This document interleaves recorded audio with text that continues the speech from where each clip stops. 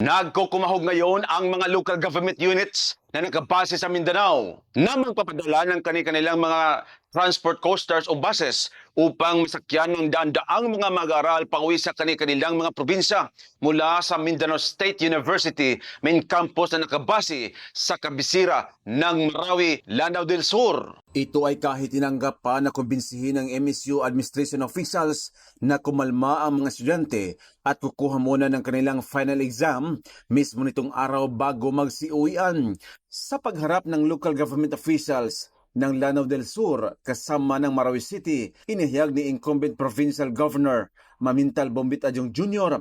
na mismo ang ilang mayors din mula sa Mindanao ang direktang tumawag sa kanya na pansamantalang makauwi muna ang kanilang mga bata na nag-aaral sa MSU dahil sa improvised explosive device explosion na kumitil ng 4 katao, magulitang nagdulot ng kagimbal-gimbal na reaksyon ng publiko ang umano'y isolated retaliatory attack ng umano'y Dawla Islamiyah Multi-Terror Group sa nabanggit na universidad dahil mismo pinasabog ang IED sa kasagsagan ng banal na misa na dinaluhan ng mga estudyante sa Dimapuro Gymnasium kahapon ng umaga. Actually, marami na rin tumawag na yung mayor ng Wawa at ibang lugar sa Mindanao. No?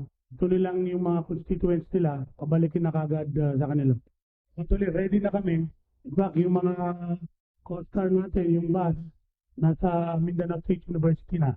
Yung mga nakauwi na, hindi na natin pwedeng anuin yung... Mula Bombo Radyo Cagayan de Oro, Bombo Junel Ukat, para sa number 1 at most trusted radio network in the country, Bombo Radio Philippines. Basta Radyo, Bombo!